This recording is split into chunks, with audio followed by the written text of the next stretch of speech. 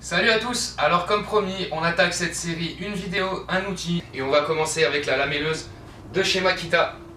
Alors, tout de suite, on va voir dans un premier temps de quoi est composé le pack. Donc bien sûr, tu as le MacPack, tu as la lamelleuse, et donc dans le MacPack, tu as le sac pour la poussière, la seconde partie de la lamelleuse qui vient se loger juste ici. Tu as une petite cale plastique qui vient se mettre ici, et on a une clé de serrage. Alors, si vous recherchez une lamelleuse de qualité, vous voulez une lamelleuse qui soit précise, vous n'avez pas les moyens de vous acheter une Zeta P2 de chez Lamello, selon moi, c'est celle-ci qu'il vous faut. Moi, quand je vous fais une vidéo sur un outil, je vous parle d'un outil dont j'ai au moins 1 an de recul. Cette machine, ça fait plus d'1 an que je l'ai, que je l'utilise, et aujourd'hui, je peux me permettre de vous faire cette vidéo en vous disant avec certitude qu'elle est vraiment top, qu'elle a un excellent rapport qualité-prix et qu'elle est simple d'utilisation et extrêmement précise. Alors la référence de cette machine, c'est la PJ7000J. On va parler des plus de cette machine. Le premier plus, selon moi, c'est quand même son prix. 230 €, moi, quand je l'ai acheté, je trouve que c'est un excellent rapport qualité-prix quand on voit la qualité de cet outil. Second plus, le MacPack qui est d'une taille vraiment correcte. On peut ranger aisément nos 4 mètres de fil. Je sais que sur la lamelleuse DeWalt, la caisse est très petite. Les retours que j'en ai eu, c'est on galère pour ranger notre fil, quoi, parce qu'à chaque fois ça se coince. Malgré tout, c'est un plus. La puissance de cette machine, on est à peu près à 11 000 tours minute, une puissance de 700 watts. Sachez que moi je l'utilise principalement dans du chêne sec de 25 ans qui a séché naturellement, et la machine a jamais forcé. Elle fait tout le temps des très beaux copeaux, elle fait un travail propre, aucun éclat, le disque est d'une qualité, franchement, après 1 an, j'ai toujours pas besoin de le changer, de le réaffûter, j'en suis ravi. La facilité de réglage, l'ergonomie de la machine, sincèrement, pour 230 €, je vois pas ce que vous voulez de mieux, quoi. Vraiment. Je sais que beaucoup de personnes investissent dans la lamelleuse de chez DeWalt parce qu'ils me disent que pour régler la hauteur, il y a un système de crémaillère qui leur plaît. Alors sachez que la lamelleuse de chez Makita a exactement le même système à crémaillère. Tu vois, pour régler ta hauteur, là tu as une petite flèche rouge, je sais pas si tu la vois, ici au bout de mon doigt, et donc tu règles ta hauteur. Et ça te déterminera la hauteur que tu as à partir du centre du disque et l'extrémité de ta planche. Bien sûr, une fois que tu as réglé ta hauteur, tu viens verrouiller ici. On va parler du réglage des angles. Donc là, rien de plus simple aussi. Desserrer et régler. Donc tu vois, tu as des raccourcis. Pour 45 degrés, tu as un cran. Et pour 90 degrés, tu as un cran aussi.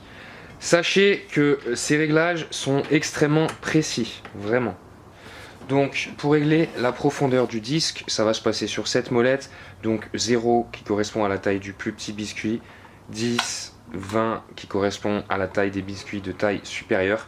Et ensuite on a S, D et Max. Donc là, comme tu peux constater, moi j'utilise pas le sac à poussière, je me suis concocté un petit manchon maison que j'ai réalisé grâce à une imprimante 3D.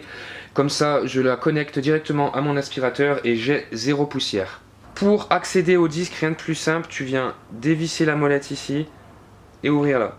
Donc là, comme tu peux constater, la machine est toute propre. Sache que je ne l'ai pas nettoyée avant de faire cette petite vidéo, que j'ai pas mis un petit coup de soufflette. C'est simplement que j'utilise un aspirateur à chaque utilisation. Et ça permet d'avoir une machine qui est vraiment propre. Le disque est nickel, a une coupe parfaite après plus d'1 an d'utilisation. Ça c'est un bon point, donc très bon consommable fourni d'origine sur les outils Makita. Alors avant qu'on en parle, je préfère aborder le sujet. La majorité de mes outils électroportatifs sont filaires. Je vois pas forcément l'intérêt d'avoir une lamelleuse à batterie, sachant qu'on n'a pas forcément besoin d'extrêmement de mobilité. Et surtout, un autre point important, je comprends pas les gens qui se plaignent d'un fil alors qu'ils font comme moi et qui branchent sur tous leurs électroportatifs un aspirateur. Vous avez des machines à batterie et vous branchez des tuyaux dessus. Vous êtes quand même encombré du coup les gars, non? Enfin bon. Allez, tout de suite, on va passer à la phase de test. Donc, on va la mêler à 45 degrés. On va la mêler dans du chêne, donc le fameux chêne sec de 25 ans, dans une pièce de bois un peu plus épaisse, ça doit être du pin. Et puis voilà, je vais mettre ma première pièce de bois. Voilà. Alors, moi, j'ai connecté l'aspirateur sur ma machine, j'ai branché la lamelleuse sur mon aspirateur, et au démarrage de la machine, l'aspirateur se démarre automatiquement. Donc bien sûr, on n'oublie pas de s'équiper. En plus, j'ai le nouveau casque anti-bruit de chez Isotunes qui donne la musique et ça, c'est top.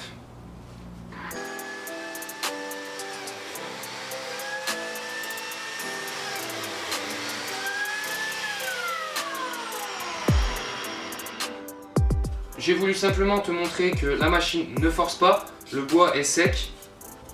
Et on a toujours cette précision de coupe irréprochable. Maintenant, on va la mêler dans du chêne, donc qui est beaucoup plus raide, qui est vraiment sec. Et ça, je tiens à vous le préciser.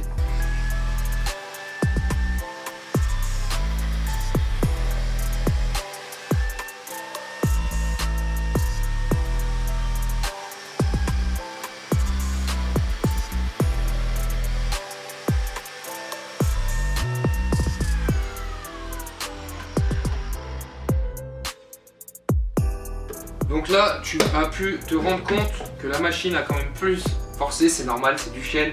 Et celui-là, je peux te certifier qu'il est sec de 25 ans. Tu as une coupe parfaite. Donc maintenant, on va passer à un lamellage à 45 degrés. Donc moi, j'enlève cette partie.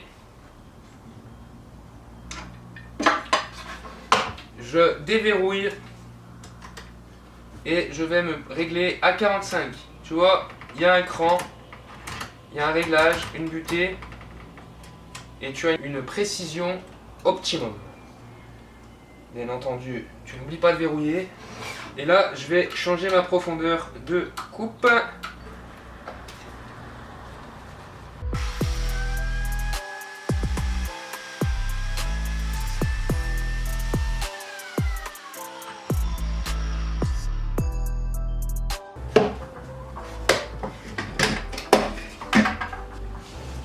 Et voilà une coupe extrêmement précise.